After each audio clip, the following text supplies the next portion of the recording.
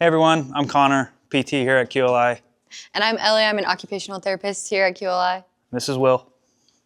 We're gonna be working with Will today just to show you some range of motion you can do prior to getting up out of bed. Just a quick 4 for 40 seconds. It's our go-to stretching routine to help people with spasticity, tone, and just overall range of motion. Connor's gonna be demonstrating what it's like for somebody who's maybe a little bit taller, and then I'm gonna be demonstrating what it's like for somebody who's maybe a little shorter. All right, so I'm gonna demonstrate our 4 for 40 stretching routine, 4 for 40 seconds, 4 different stretches.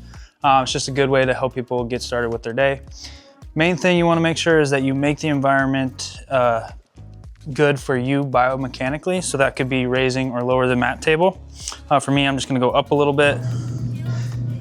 That way, when I go to grab his leg, I'm not gonna be rounding at the spine. I'm gonna use good body mechanics, bend at the knees, at the waist. Now Will has some spasms as we start to move. The slower you move, the less intense his spasm will be, okay?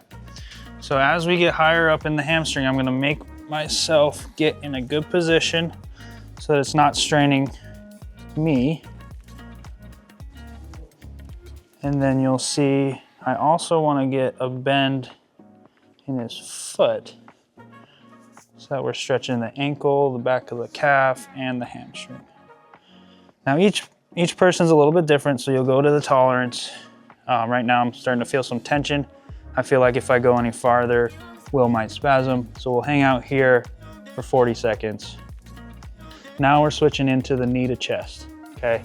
Once again, slowly is better. So you see how I changed position there and his left leg spasmed? The slower you can do this, the less he's going to react. Same thing goes for managing clothing. If you pull someone's pant leg down really quickly, it'll elicit a spasm. So right now what you're seeing is some clonus. So if that's happening, just change the joint position and slowly bring him back. So depending on the day and how people are feeling or what kind of activity they've done the day before, they might have more or less tone or spasticity or even tightness. And you see I'm maintaining my position on the mat table, not stressing my body out whatsoever, but I'm in a good position to help him get a nice stretch. From here, the knee's already bent, so I like to transition straight into that figure 4. So this will be the 3 out of our 4 stretches. Notice with my leg, I'm keeping his left leg from spasming in because that's a common pattern. And I'm always moving slow and controlled, trying to stay as close to his body as possible to, first of all, make it comfortable for him. Second of all, take stress off of me. All right, so that's 40 seconds. Pretend. And we'll slowly come back out. And the last of the 4 is going to be hip abduction. So that's when the leg comes out. There's multiple ways you can do this. For Will, I might even go here, that way. I'm using my body to help him stretch out. But depending on your body type, you're gonna have to do it a different way. That's why we're also gonna have Ellie show you how she would help Will stretch. Alrighty, so I'm gonna take over and I'm gonna demonstrate on Will's other side how somebody who's maybe a little bit more like vertically challenged might also do range of motion on the lower extremity. So again, kind of same thing as Connor did first. I'm just going to set the mat table up to be the best height for me. So I'm gonna lower the mat table a little bit.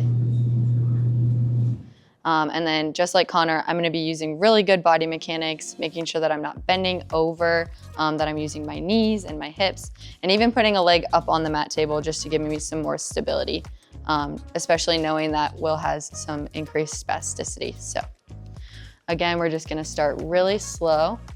Try not to trigger any spasms. I know Will said that his left side tends to be a little bit worse than his right. So again, just using that slower movement. Going straight into that hamstring stretch.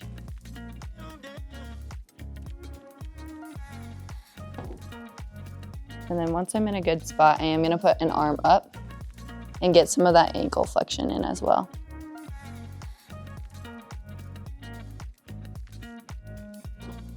And then we're holding it again for 40 seconds once I feel like I'm getting some resistance or feel like I might trigger a spasm if I go further.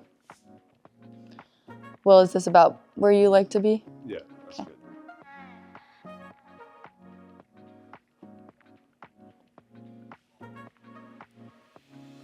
And then again, once you've done your 40 seconds there, just a nice slow transition into that knee to chest.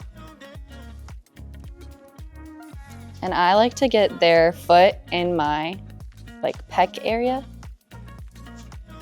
just because it gives me a little bit more control.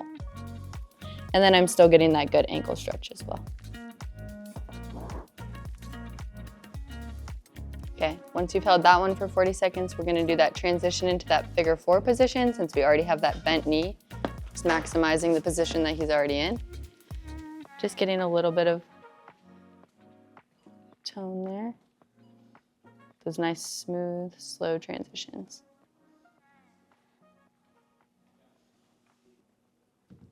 See how I'm sitting down a little bit more now that Will's in a better position for me so that again, I'm not bending over.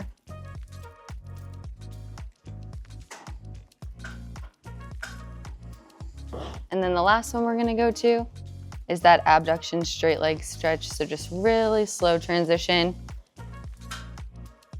You okay?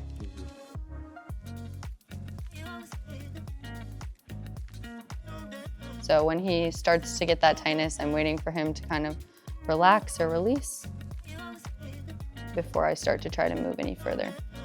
Supporting the back of the knee so that it doesn't snap back and trigger a spasm. Okay, I can also do my own range of motion to an extent. So this is about what I would do for my own routine. So I'd start pulling my own knee to my chest, and I'll try to reach towards my ankle to bend that back to stretch my calf as well. I would hold that for about 30 to 40 seconds also. And then from there, I would put myself in the figure 4, lay that down pretty slowly, and I'm pushing down on my thigh to get as much of a stretch as I can. Hold that for another 30 to 40 seconds. I would come back up, hold it here, kind of stop my ankle from sliding back down. Then I'm pushing on my thigh again.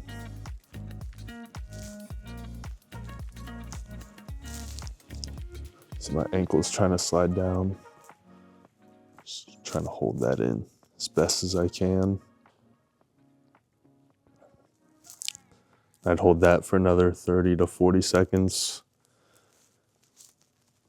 And then the last thing is I would try to get in the long sitting.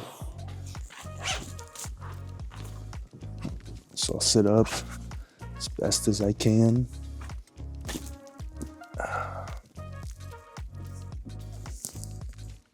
Once I have my balance,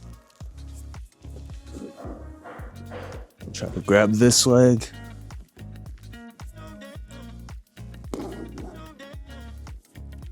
Get my feet as close to each other as I can. Kind of wait for my leg to relax.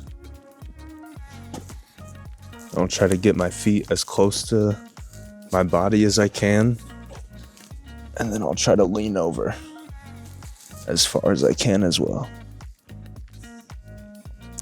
And this I would probably hold for closer to a minute or two at the end.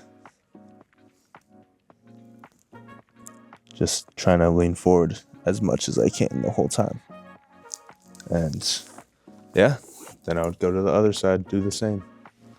I feel like range of motion is super helpful. Like at the beginning and the end of the day, it kind of stops me from having spasms throughout the day that make it harder to transfer in and out of the chair, or kicks my legs out of the chair during the day. And at night, it's really helpful to just keep my legs in place where they are, so I'm not throwing myself out of the bed or ruining the sheets or anything like that.